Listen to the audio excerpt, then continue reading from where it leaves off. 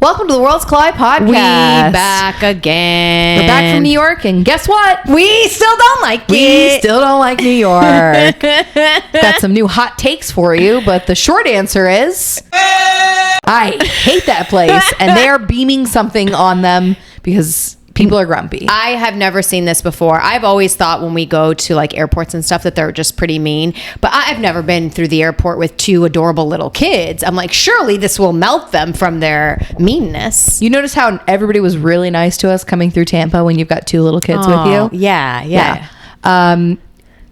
Not the same happening in New York. Mm-hmm. In fact, they act like, I thought about it more and more. I think they think that children are just a massive inconvenience in an already very inconvenient world that they're living in. Oh, of their taking their resources, maybe? Yeah. Is that what you think what's happening? It's crabs in a bucket is what it is.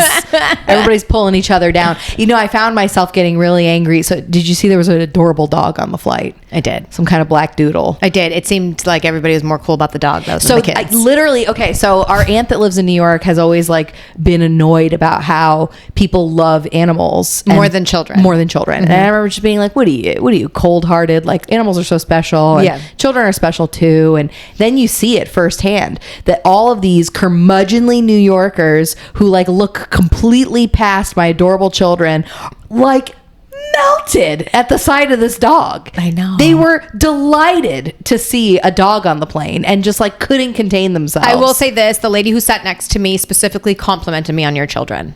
Thank you. Yeah, she said they were very well behaved, and they were. They absolutely smashed it. But I found myself like, it's just interesting because like I always thought our aunt was just like cold-hearted for feeling this way, but I found myself like hating that dog. So if the human code is being programmed, what are they doing to the New Yorkers? I don't know if they're beaming them. I don't know if they're fogging them. I'm not quite sure what it is, but I had a migraine nearly the entire time I was there. I know. I always get a little tickle in my throat and a little stuffy when I go there. I always like to think that it's plane radiation, that's what's doing it to me. But I didn't get it on the way home, so I don't know what it is. Yeah. No, it seems to be something that they're getting for sure. I got very tired of being there. Just like every time I had an interaction with just like a standard New Yorker. The tiredness wasn't the 3-day wedding celebration. That was actually insane of me to have imagined that I was going to take two under two and party. And Albanian weddings in general, it's almost like it's a 10,000 hours thing. The more you've been to them, the better you get at them. Yeah. Right? That you can do 3 a.m. call times for weddings if you've been to a lot of them. Sure. And you and I, of course, have not. No. So we've been off the invite list. We were lagging behind a little bit. Yeah. I felt like we were one step behind everything that was happening at all times. Yeah. So Daniel listened to last week's episode as he was picking us up from the airport yesterday. Sweet. And he was like, it's very funny how much partying you thought you were going to do versus like split screen how much you didn't do. Happened? Yeah. So again, it was like, the wedding was wonderful. Let's start there. The bride and groom, delightful and gorgeous. Beautiful. The traditions, going to go get the bride. That was probably the best part of the weekend. Literally, it was so beautiful. And having them sing and like they sing these songs to like elicit crying from everybody. Do you know? It really pulls at your heartstrings. So we went with the cavalry to go get the bride. Yeah. And as soon as I sit in the car, you have to go. There's like all these traditions, but the big one is like has to be an odd number of people who go to the bride's house to retrieve her the morning of the wedding. Yes. And then she makes the number even when they bring her back. And traditionally they had done it on horseback through the mountains. And traditionally it was so that the Muslims didn't steal your bride. Which you had to bring her over with a group of people in case you got to fight off the Muslims. Obviously. Obviously. The present day it's mostly luxury vehicles with Albanian flags pasted to them. Yeah. Mostly. And everybody's honking. Yeah. So I get in the car with you and our mom and our cousin to go get the bride, which I'm like super pumped to do. Yeah. I've never been to a real morning wedding before, not at a house.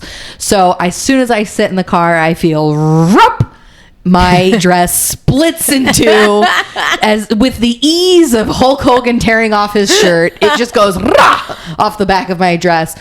And I was like, oh no. I will say this. You reacted so fast. Not a single tear was shed.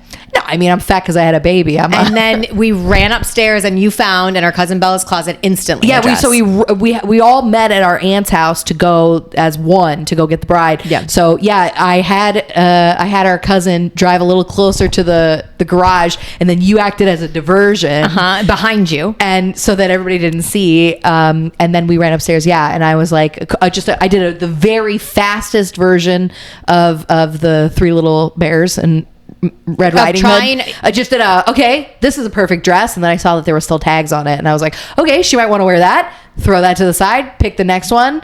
Oh, great, perfect. It fits. We ran. Yeah, I don't even think I looked in the mirror. I ran down the stairs. Yeah. By the time my mom flagged down my aunt to be like, Angie split her dress. But at this point, we're on a time crunch. There is like a schedule we have to adhere we to. all have to go with the cavalry. We got to go together. Yes. So the cavalry has left us at this point. Yeah. We are the caboose. My aunt comes in like into the house to like help me get a dress on, and I already have a dress on, and I'm running down the stairs in high heels. Yes. We jump into the car, and our cousin just drives like a maniac. Using Waze, which is every sharp turn that you could ever imagine. Yeah. On Bullet Hole Drive. Yeah, and we all thought we were going to throw up. Yeah. Oh, I thought you were going to say we all thought it was called Butthole Drive. No, I did not think it was Butthole Drive. I thought Bullet Hole Drive was a weird enough word. Okay. But I guess you and everybody else kept saying Butthole. Yeah, Butthole Drive. You see it. Well, bad news. If you miss Butthole Drive, it's a long ride. It's a long ride. So it turns out we pull into the bride's house, and there's a lot of cars already parked there. Mm-hmm. And there's some people kind of standing outside just awkwardly kind of looking at us. Yeah, and so we think that we are late. Yes. We think that the cavalry is come, and they are inside, and everybody's partying, and mom's like, if they're already in there, we should not go in there. And we see them, and they're all standing outside waiting to greet us. So we send mom in first, which is her number one nightmare. Truly. Her number one social anxiety nightmare. And Truly. We are all congratulating the family, and they look so confused. It's silent. They're confused. I thought they were just somber because they're losing their daughter. We're gaining a daughter. They're losing a daughter. I thought that's what was happening. Yeah. Finally, we make it to the bride's mom, who's like your age, and I just was like, I split my dress. Yeah. And I was like, I'm sorry, we're late. And she's like, no, you're first. Right. And then at that point, we just kind of awkwardly walked back to our car. Just scooted back to the car, closed the door, and pretended like it never happened. And then we just waited. And like 3 minutes later, in comes the cavalry of BMWs and Mercedes. Yeah. Honking up a horn, honking up a storm. That's right. Albanian music, shooting guns. And then they roll in. Mm-hmm. We just tag in at the end. We say congratulations all over again. The family was very gracious and wonderful to pretend that was the first time they'd seen us. It was sweet. We ruined the good surprise on you. Yeah, they definitely ruined the good surprise on us. By the way, totally different vibe when everybody showed up. They had music. They had a DJ. They had music blasting. Yeah. They had like all at 10 a.m. Yeah, at 10 a.m. They had all this stuff. But yeah, the cops were called. Yeah. For the music so being it was too sweet. loud. They put out a whole spread for us. We danced. We basically were like, we're here to get your bride. It was awesome. Yeah. And then out came the gorgeous bride. Oh, yeah. Right? They take her, they walk her in, they put her into the Rolls Royce. Yeah, Yosh puts her into the Rolls Royce and then goes, pop, pop, with a gun real quick. Apparently he whispered to her, he's like, I'm going to shoot the gun. Thank God he gave her the heads up. Which is great to just do in a neighborhood at 10 a.m. on a Saturday. Just pop a gun out. Literally, my favorite part of the weekends were all the guns. Yeah, it was nice. Oh, and how about throwing the candy? And throwing the cigarettes. That was nice too. Yeah, so then the bride gets into the car. We thank the family by launching cigarettes and candy at them. Which the bride's brother took a video from their perspective, and it looks very aggressive to have your sister put into a Rolls Royce, pop the gun, and then suddenly you're being pelted with candy and cigarettes. Yeah. It felt very aggressive from their perspective. It was so cute. And then we realized we all had to drive down the driveway, which was now covered in cigarettes and candy. Yeah, crunch candy. Crunch. But morning wedding was for sure my favorite part. I thought that was so really too. great. It was a lot of fun. The fun. actual wedding itself, beautiful, too loud. I know it's always too loud, but you sound like an old person telling people I feel too old for weddings. I know. I am too old for weddings. It's hard to have conversations if we haven't seen these people in a year. And listen, so you're trying to catch up. Right. You want to get as much of the conversation as you can at cocktail hour because they're about to blast your eardrums. With African drums. With Johnny Opa. Who did a phenomenal job. I think he had a $100 bill pasted to his head for most of the night. Yeah. He definitely knows how to party for sure. No, I truth be told, I think like I felt like maybe in a bad mood because I started off the wedding with somebody hitting me at cocktail hour with touching my stomach and congratulating me. Oh, that was mean. That was wrong. Inadvertently the meanest thing anybody's ever done to me. It was a wrong move. I think what it is that they knew you had had a baby and that another one was coming. I don't think they thought you did it so quickly. You did it quick, Ange. I did it quick. You did it quick. I did it quick. My dress may or may not have looked like a circus tent in retrospect. And she held my stomach and said, congratulations. And I just stopped her before she even finished her sentence. And I said, he was born 6 months ago. Oh, that's great. And then she skirted off. I never saw her the rest of the night. She moonwalked out of there. She literally didn't even, she was at the next day wedding too, where there was like only 100 people. She didn't even look at me. She wouldn't make any eye contact with me after that. But it was beautiful. It's beautiful to see like the traditions keep going. It's nice. Yeah, I love it. Again, though, it made me feel like very old. I felt very old after this weekend. You did? Yeah, it was a combination of like seeing the young people dancing together, and I was like, ha, I am much older than those people. Yeah, I keep having to take a break for my feet. Yeah. It was hard on the feet. It's tough on the feet. It's tough on like, honestly, it's kind of tough on the mental too. I was just realizing that like, yeah, these people like they do this stuff professionally, you know? Oh yeah. So everybody's looking a dime. Yeah, I didn't even paint my nails for this. Yeah. I certainly am not getting anything professionally done for it. I did paint my toes, and your mother-in-law pointed it out. She noticed that I never paint my toes. Shocked. I know. Honestly, it's because I have a black toe right now. I got a contractor's toe. I have a contract. It's an ailment known as contractor's toe in the business. What happened? I was running up the stairs and I stepped on my own foot. And Tony always gets mad at me. He's like, "You're wearing inappropriate footwear to the work site." He wants to see you in steel-toed boots only. I know. So I forgot my Doc Martens and I was just barefoot. I'm barefoot at all times. So now I have a black toe. You stepped on your own toe. I didn't know that's how you did I put the weight of my entire body on my own toe. Oh, bummer. I've never done that before. The contractor. I have a contractor's toe. In fact, I think this weekend with the contractor's toe has really solidified that I know I'm an unlicensed contractor, but I might just go get my license. Do you know? think? I think so. I think it fits the toe. Otherwise, it's hard to explain what's happening to my body and why I have bruises and scrapes all the time. Yeah, that is true. That's true. And dirty fingernails. Yeah, so I didn't. I definitely did not paint my fingernails. I figured, you know what? I don't paint them in real life. Girls look, Ange, at all times. I saw 3 girls that were in these sparkly wonders. They look like, you know, when Destiny's Child used to wear like different shades of a sparkle or something. Yeah, adjacent clothing. Totally. So there's these 3 girls. I mean, they look absolutely, everybody looks more beautiful than you've ever seen in your life. You take an American to an Albanian wedding and they're like, why is everybody so good looking? Yeah, apparently our cousin had some of his friends from like high school there, and they were just like, what? For all those beautiful Albanian and these girls are wearing custom dresses, Ange. Yeah, they're bred like horses, and then they're wearing custom dresses. Yeah. It's incredible. Yeah. And I'm out there in my circus tent like, what's up, guys? Great. What's up, Johnny Hope? I'm here to dance. Great hair. I will say this, though, sense of humor. Zero. Not on point. I made 3 very good jokes that night that fell so flat. No. Nobody thinks. I used to say this all the time. The fact that like as an Albanian girl, humor is not considered like an attractive point. Yeah, it's not considered like a point column. An attractive quality. Yeah. No one's trying to get you into their family because you're funny. Yeah. I mean, I'm out here just smashing it. Do you have a good mother? That's ahead of whether or not you're funny. Okay, well, yeah, so thankfully, yes. But also, you know, if you drop the forks on the table, they're going to make a loud noise because everybody's got glass coffee tables, and then nobody's going to marry you. It's true. That's what happens. Yeah. And you know what? I laughed really loud at one point. I forgot you made me laugh on the dock at one point. And so some guy walked by and he goes, "That's very funny, huh?" Oh, mocking your laughing. Yeah. He probably hates the sound of women laughing too. I literally was like, shout out, Ma. I literally was like, yeah, you know what? I could physically fight this man on the dock, or I could just let that one slide. Let it slide. Yeah, I just realized like these are just, respectfully speaking, not my people. Aww. Not my people. But they're my people. They're my people, but not my people. You know what I'm saying? Yeah. We just value different things. Totally. We're valuing very different things. And I think if you were raised in maybe like New York or Michigan where there's a big Albanian community, it's different. Sure. Again, it's you're professional. You go to weddings and funerals every weekend. Yes. And so you know I'm on his turf, you know? Like, totally. This is humble. This is his turf. So I'm just here. I'm just visiting. You humbly wore a circus tent. Humbly. I'm just visiting. But if y'all come down to my hood, I'm gonna fight you on the dock. Come see what's funny. I'm gonna fight you.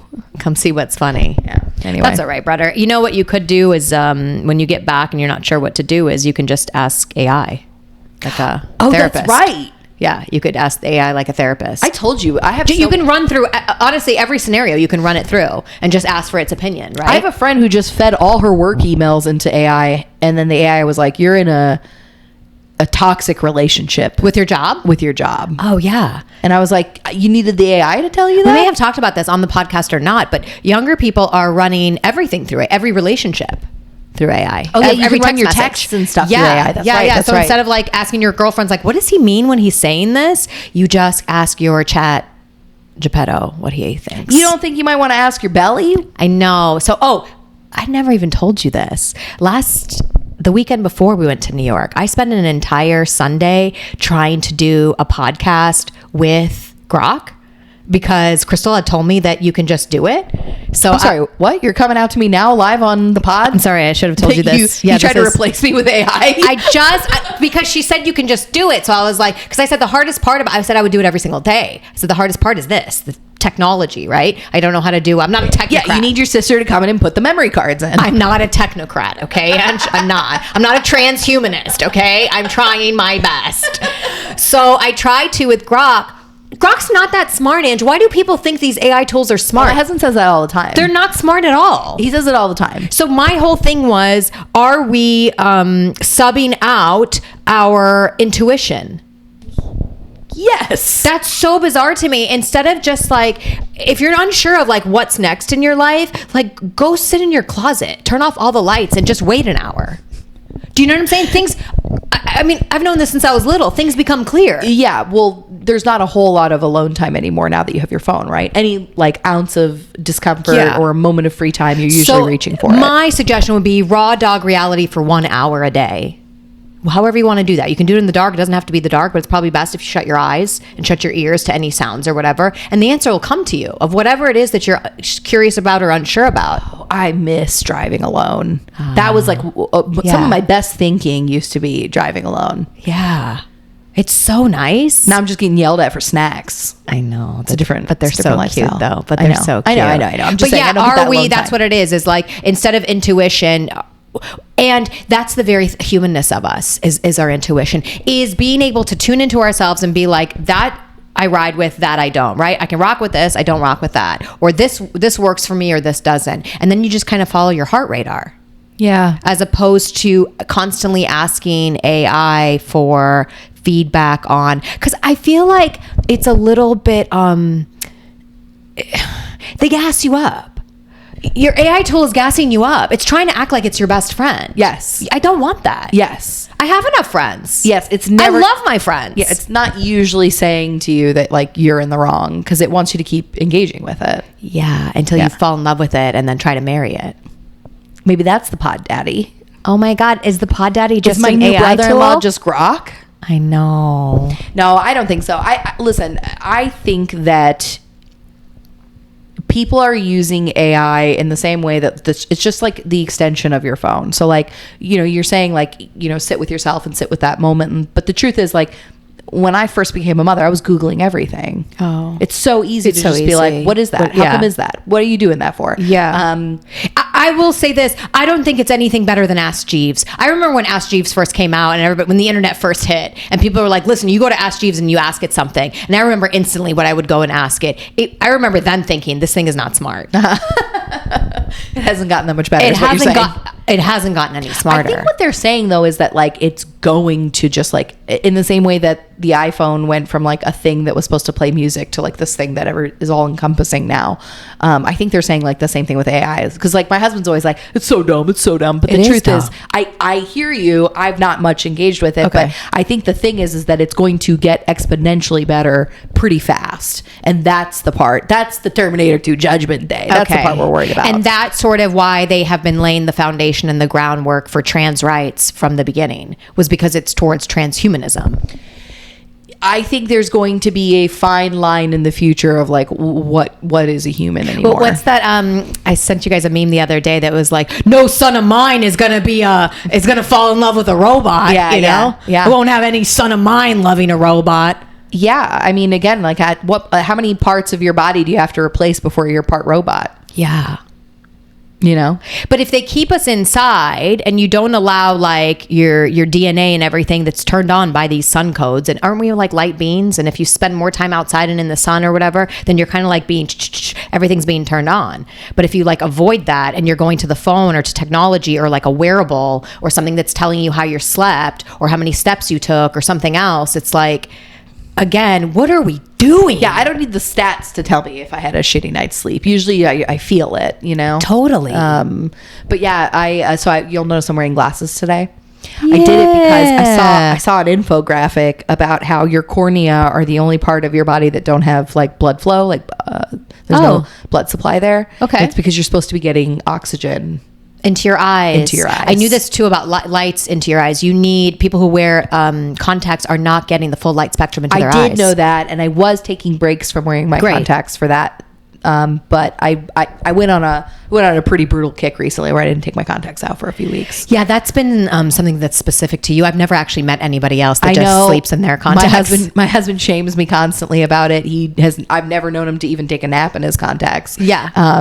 I don't know what else to tell you other than I've been doing it since I was a teenager. And you're totally fine. And I've seen no downside to it. I will say this too. I know a lot of things we get scared about with like health influencers and stuff, that if you're doing this, that it's the worst thing. There's always a story about like somebody who took a nap in their contacts and now they're permanently blind.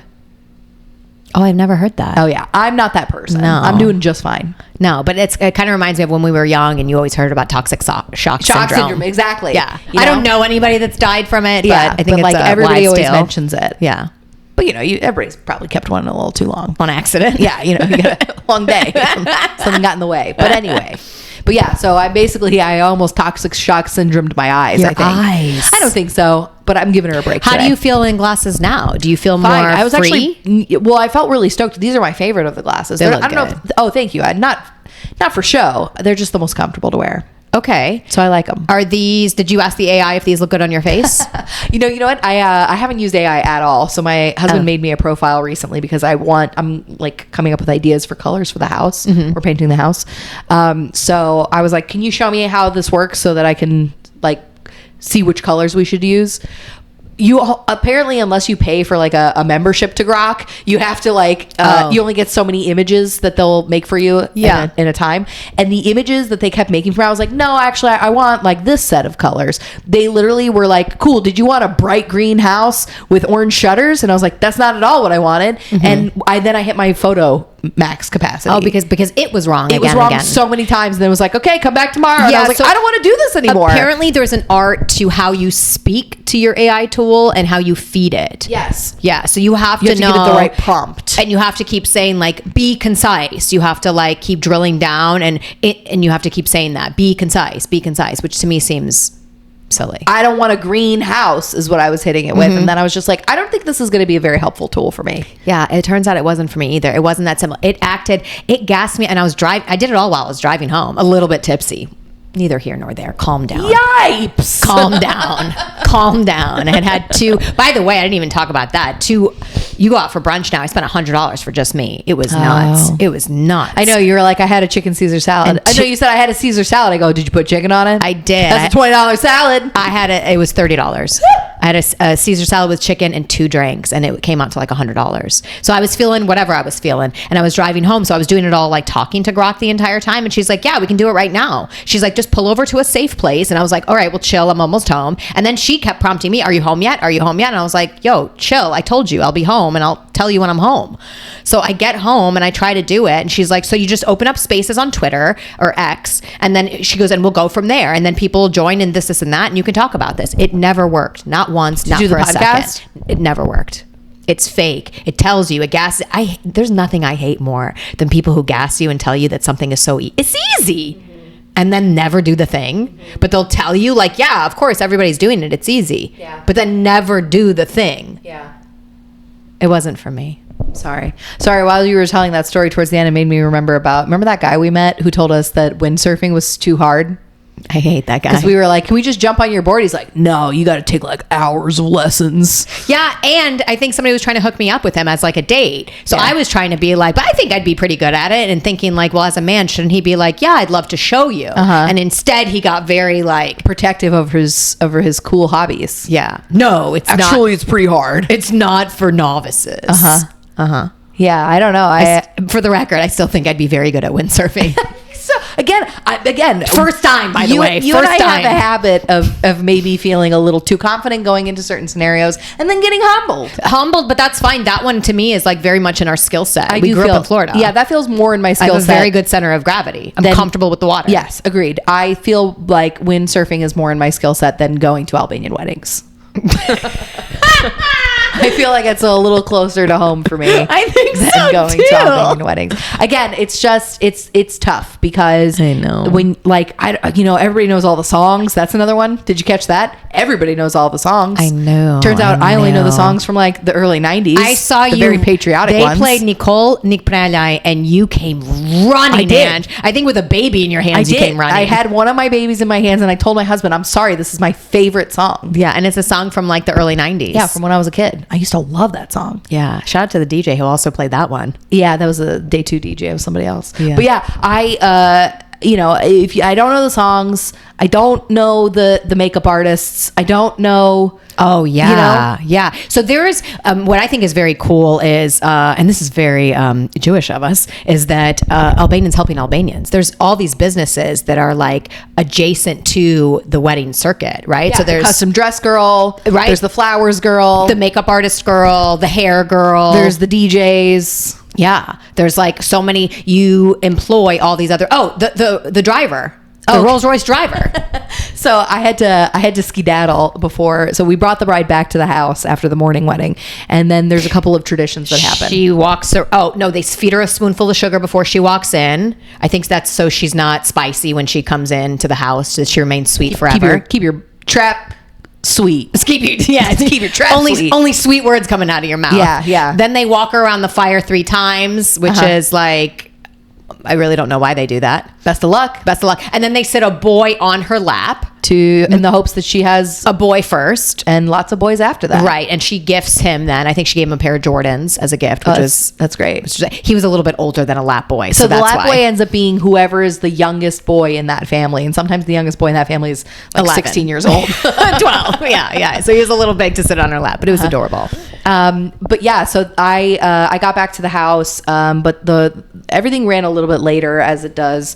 And I had to get back to my Airbnb to nurse my son, to go pick up my husband and our aunt to Porty to go to the church. And so I was like, I'm gonna have to skip some of this stuff. So when we got back to our aunt's house, I hopped in a car, and I knew this was a possibility, which is why I took a separate car. So I hopped in the car, but the Rolls Royce that was carrying the bride blocked me in. Yeah. And so I ran over to the Rolls Royce. I just took a look at him. I was like, this guy's not Albanian. He looked very white. I thought he was Italian. I thought so too. Yeah. So I skedaddled over there, and I was like, hey, I'm like, can you just like move the car a little bit forward? I need to get out.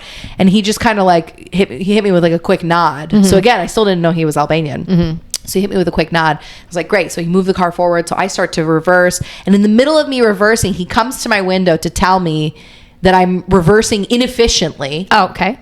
And that what I should have done was scooted back this way to go that way. And then I should have done that. And I just put my window down and I said, sir, I don't drive professionally.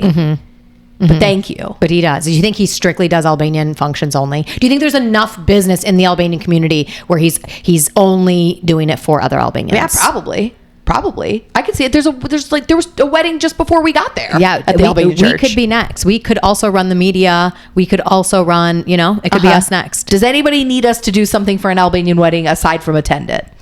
No? Oh my God, can we be the media of the Albanians? We just do like ESPN talk-throughs of people's weddings. How come nobody's doing that? We should. That's what we should do. We have been talking about this. So the biggest thing is after you go to a wedding, which is like a multi-day thing, is that you look forward to the video. Yes. Because then you need a viewing party for the video. That in itself becomes an event. Yes. Is that you all gather at an aunt's house and then you watch at least 8 hours of wedding video. Yes. Hours and hours of footage. A few months later. Yes. And you dissect everybody's outfits, who's with who, all that kind of stuff. I really look forward to people dissecting my circus tent outfit. And they're going to say, I saw her at the next day wedding. She had the baby already. Why does she look like that? What happened?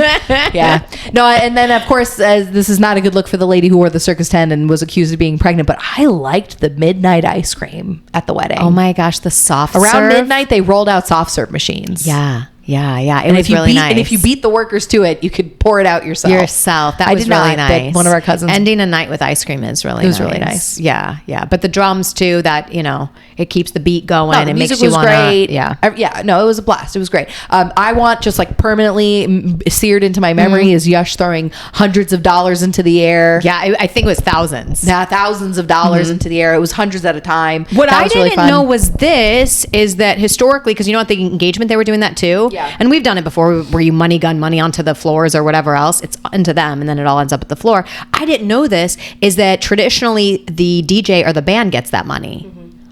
Yeah, I didn't know Did that either. everyone know that? I thought you're giving the money to the couple. I thought so too. Apparently, you have to pay a premium if you want to keep that cash. So it's almost like a BYOB where you pay a corkage fee. Yes. You have to pay them to keep the money. Yes. So you give them like $1,000 up front and you're like, everything over $1,000 we get to keep. Yes. And that floor was covered in money. Yeah. Well, Yush was really... He had double-breasted He was jacket. doing such a good job. He had a lot of space. Bubba too, I didn't even know. By the way, shout out Bubba, who is the best wedding date ever and such a good dancer. Yeah. Thank you so much Yeah. for always being the best. He showed me his pocket and he had a stack too. Ooh. And then he's like, should I do it? So he turned around and then, doo! That's very fun. It was so No, nice. I must have missed that one. Yeah. The wedding turns out stone cold sober the entire time for me. Yeah. Yeah, I realized I stayed pretty my children low-key. slept really miserably from the moment we got to New York, and I thought I'm gonna be up all night when I get back, so it's not worth it for me to drink. If I'm Yeah. even like a tad bit hungover, I thought I was going to get a buzz, but I never really got buzzed. I couldn't do it. I wanted to so badly, and then One I of thought, the bartenders found me after the first drink on the night wedding, and he's like, hey, you like tequila? I'm like, these guys are good. how do they know? There's 600 people here. How did this guy remember me? He found me, and he's like, I've got Casamigos. He's like, I'm drinking it too. Come to my station. It was very Sorry, nice. the bartender was drinking it too. Is Yeah. that what he disclosed to you? Yeah. Nice. It's a vibe. Yeah, it was very sweet. It was a big party time vibe. Yeah, it was a party time vibe. 600 people. Thank you for inviting us. It was great.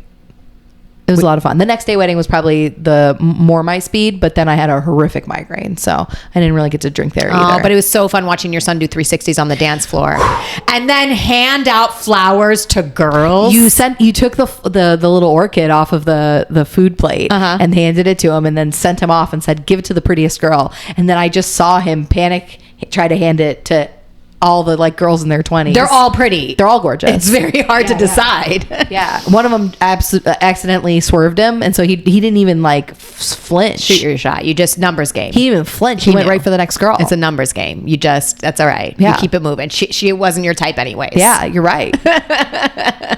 It's crazy to think one day I might be putting a little sugar in the mouth of his wife before she walks Keep in her through the door. sweet forever. No, but that's very sweet. That part was probably for me the most like wonderful part of the wedding was watching my aunt dance with her son, the groom. Like that was so sweet. And then watching the bride dance with her mother, like that was so beautiful. And then I'm just like like bubbling, crying. Yeah. I look over at my mom, she's bubbling, crying. Everybody's bubbling, crying. It was just so beautiful. Sweet. It's a neat thing to think about how just that kind of next phase in life, and to like watch your kid go through that next phase in life, especially because like we remember when Luke the groom was born. I know. He's just like a very sweet little baby. So while we felt like maybe we were wedding crashers, we were invited guests. We were in fact invited guests. We were invited.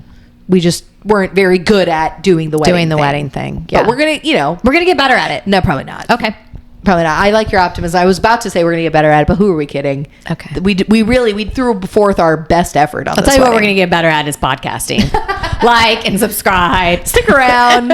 Comment down below. If anybody's counting, this is the third week in the row. Oh yeah, we're doing really good here. Also, 5 stars on Spotify. If you don't know how to do it, you hit the like little 3-dot button and you give us 5 stars. Subscribe on YouTube. If you like us on one channel, like us on all the channels. Or you know what? Probably just listen to the podcast until I lose this baby weight.